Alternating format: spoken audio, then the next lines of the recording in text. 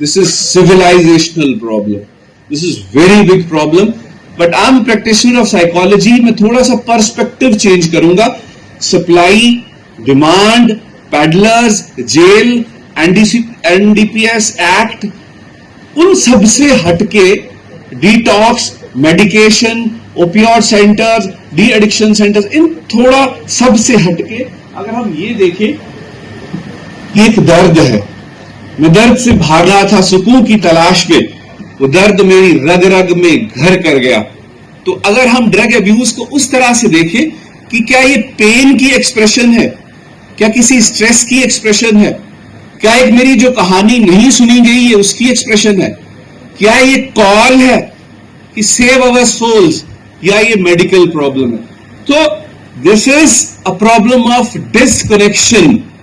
हम डिसकनेक्ट हो चुके हैं, हमारे बच्चे अपने आप से, सोसाइटी से, फैमिली से, स्कूल से. हमारे अंदर पेन है, स्ट्रेसेस है, एंजाइटी है, एकेडमिक प्रेशर्स है. तो ये प्रॉब्लम ये है कि क्या हम वो स्ट्रेस मैनेजमेंट के लिए तो नहीं जा रहे. तो जब भी हम ड्रग एडिक्ट को, सर ने स्टिग्मा की बात की है सर ने, तो जब भी हम ड्रग्स की बात करें, हम उस पेन को ध्यान में रखें, हम उस अनहर्ड स्टोरी को ध्यान में रखें, हम उस अनहर्ड माइंड को, उस डिस्कनेक्टेड इंडिविजुअल को ध्यान में रखें, तो हमें ज्यादा एम्पैथी होगी. तो हम उसको एड्रेस करने की कोशिश करेंगे कि इनके पेन का क्या हल है. अब आप सबको पता है कि इट इज ए बायोलॉजिकल. बड़ी बार हम कहते हैं आप छोड़ते क्यों नहीं हो, क्योंकि मेरा ब्रेन हाईजैक हो गया है. जो बायोलॉजी वाले हैं वो जानते होंगे कि डोपामिन रिलीज होता है जब हम खाना खाते हैं, छोटे छोटे काम करते हैं, छोटा छोटा प्लेजर मिलता है. तो ड्रग्स उसको हाईजैक कर देते हैं. इतनी इनॉर्मस क्वांटिटी में उस सर्किट में, ब्रेन में डोपामिन रिलीज होता है कि हम छोटी छोटी चीजों से हमें मजा नहीं आता. We don't derive pleasures from smaller things. We need that synthetic chemicals to derive the pleasure. हमारा सर्किट हाईजैक है, हमारा ब्रेन हाईजैक है. ये न्यूरोलॉजिकल प्रॉब्लम है, ये क्रॉनिक ब्रेन की डिजीज है. हमारे साइकोलॉजी की मैंने पहले बात कर दी, साइकोलॉजिकल.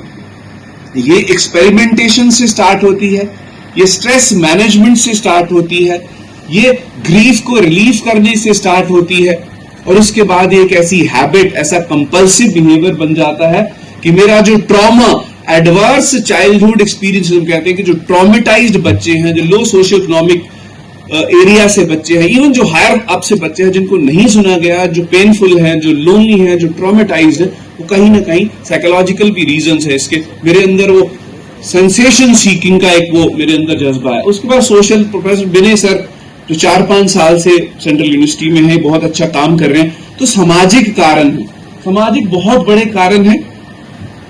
और वो कहते हैं कि सब्सटेंस वहां एंटर करता है जहां प्रॉब्लम ऑलरेडी एग्जिस्ट करती है.